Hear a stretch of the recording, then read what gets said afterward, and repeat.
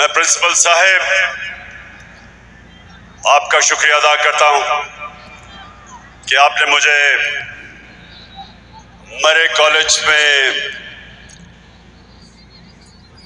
دعوت دی اور اس ملک کے فیوچر لیڈرز، میں سب اپنے سامنے اس ملک کے فیوچر لیڈرز دیکھ رہا ہوں، موقع دیا آپ سے بات کرنے کا۔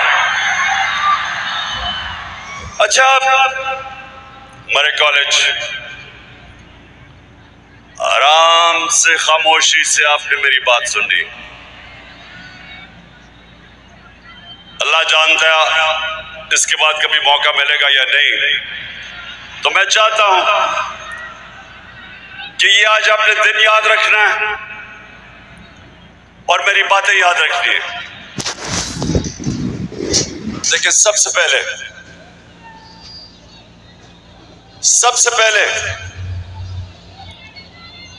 کہ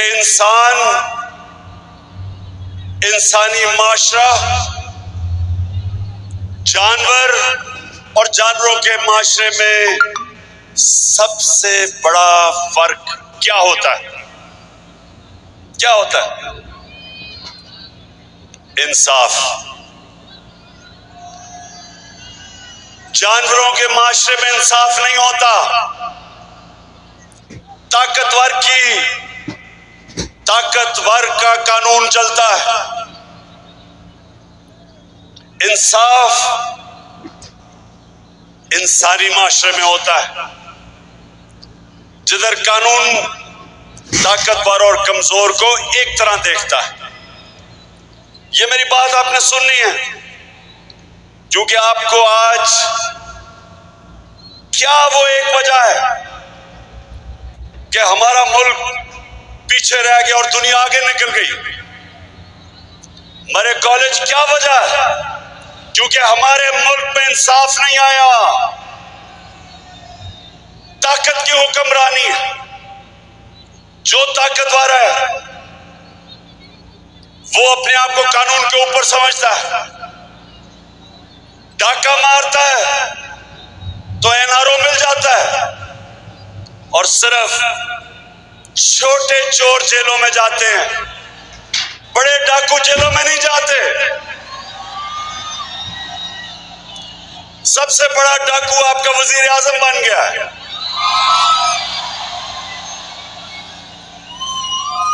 تو اللہ سن لیں، دنیا کا سب سے عظیم لیڈر نہ کبھی کوئی آیا ہے نہ کبھی آ سکتا ہے، وہ آپ کے نبی صلی اللہ علیہ وسلم ہے۔ کسی انسان نے اس دنیا میں وہ اچیومنٹ نہیں کی جو آپ کے نبی صلی اللہ علیہ وسلم نے کی ہے۔ کوئی انسان نے انسان کی تاریخ میں وہ اچیومنٹس نہیں کی۔ انہوں نے کیا کہا تھا؟ انہوں نے کہا تھا کہ جو قوم چھوٹے چوروں کو جیل میں ڈالتی ہے اور بڑے ڈاکوؤں کو پکڑ نہیں سکتی، وہ تباہ ہو جاتی ہے۔ تو آج ہمارا ملک ادھر کھڑا ہوا ہے، اور میں جو آپ کے پاس آیا ہوں، سب سے پہلی میں آپ کو چیز کہوں گا کہ اپنی پڑھائی کے اوپر آپ کی سب سے زیادہ توجہ ہونی چاہیے۔ قومیں وہ اوپر جاتی ہیں جو اپنے انسانوں کے اوپر تعلیم پہ پیسہ خرچ کرتی، اور یہ جو اپنے آپ نے یونیورسٹی کی بات کی، انشاءاللہ میں یہ چیف منسٹر سے بات کروں گا اور آپ کو اگلا سٹیٹس بنوانے کی کوشش کروں گا یونیورسٹی کا۔ لیکن یہ آپ نے یاد رکھنا کہ جو زندہ معاشرہ ہوتا ہے،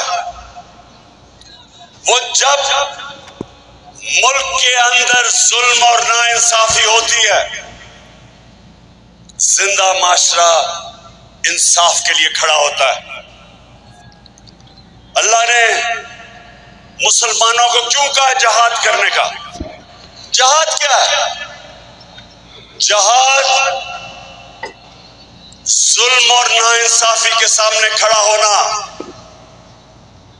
جانور ظلم اور ناانصافی کے سامنے نہیں کھڑے ہوتے. آپ نے کبھی دیکھا ہوگا نیشنل جیوگرافک اینیمل پلانٹ میں کہ جو افریقہ کا سب سے طاقتور جانور سمجھا جاتا ہے وہ افریقن بفلو ہے، جو افریقہ کی بھینس ہے. آپ دیکھتے ہوں گے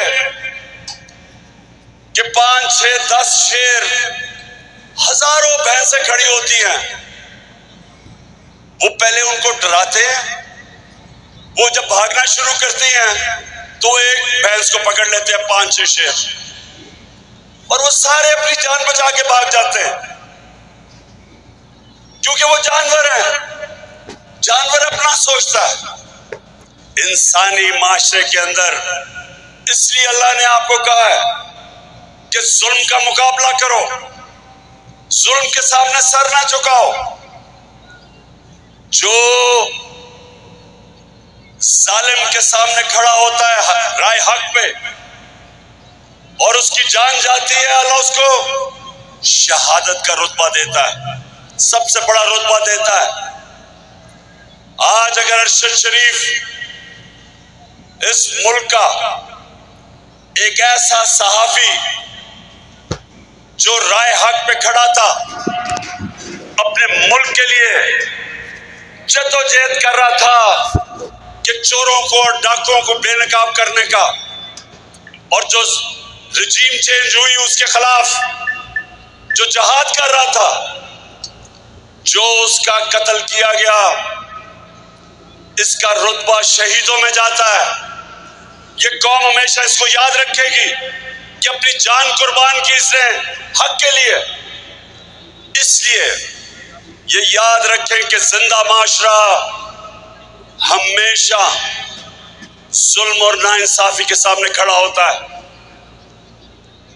خوف کے بت کی پوجا نہیں کرتا، خوف کی وجہ سے ظالم کا مقابلہ کرنے سے ڈرتا نہیں ہے. سب سے بڑا سانحہ مسلمانوں کی تاریخ میں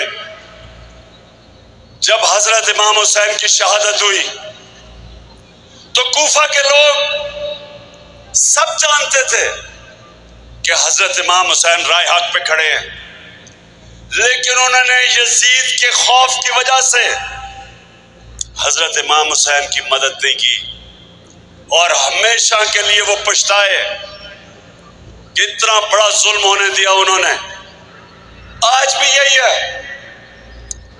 میں جو آپ کے پاس آیا ہوں صرف ایک چیز آپ کو بتانے کے لیے کہ ہم نے یہ جو چور اوپر ہمارے امریکہ نے مسلط کیے ہوئے ہیں، میں جب تک زندہ ہوں ان کا چوروں کا مقابلہ کروں گا. اپنی قوم کو تیار کروں گا کہ قوم آج ادھر کھڑی ہے. اگر ان چوروں کی حکمرانی رہ گئی، اگر یہ ظلم اور ناانصافی کا نظام رہ گیا، نبی صلی اللہ علیہ وسلم جو ہمارے جس کی ہم امت ہے، جو اس دنیا کی تاریخ کے سب سے عظیم لیڈر ہیں، انہوں نے ہمیشہ ظالم کا مقابلہ کیا. سارے اللہ کے پیغمبروں نے ظالموں کا مقابلہ کیا. حضرت موسیٰ نے فرعون کا مقابلہ کیا، حضرت ابراہیم نے نمرود کا مقابلہ کیا، حضرت عیسیٰ نے رومن امپیریلزم کا مقابلہ کیا، اور جو یہودی ایلیٹ تھی اس کا مقابلہ کیا. سب انصاف کے لیے کھڑے ہوئے. جتنے اللہ کے پیغمبر آئے تھے سب انصاف کے لیے آئے تھے کہ اللہ کی زمین پہ انصاف قائم کرنا. تو آپ فیوچر لیڈرز ہو. لیڈر بنتا ہے جب وہ انصاف کے لیے سٹینڈ لیتا ہے. وہ لوگ جو ظلم کے سامنے سر جھکاتے ہیں ان میں اور جانوروں میں کوئی فرق نہیں ہوتا. امریکہ امریکہ کے اندر جب سول رائٹس موومنٹ شروع ہوئی، جو افریقن امریکنز کے اوپر جو وہ ظلم کرتے تھے، ان کو انصاف نہیں دیتے تھے، ان کے سامنے کون کھڑے ہوئے؟ یونیورسٹی کے اسٹوڈنٹس، امریکہ کی یونیورسٹی کے اسٹوڈنٹس نکلے۔ جو ویتنام وار ہوئی اس کے خلاف کون کھڑے ہوئے؟ یونیورسٹی کے اسٹوڈنٹس، کالجز کے اسٹوڈنٹس کھڑے ہوئے۔ ہمیشہ نوجوان ایک معاشرے کے انصاف کے لیے کھڑے ہوتے ہیں۔ جب برطانیہ نے عراق کے اندر جنگ میں شرکت کی،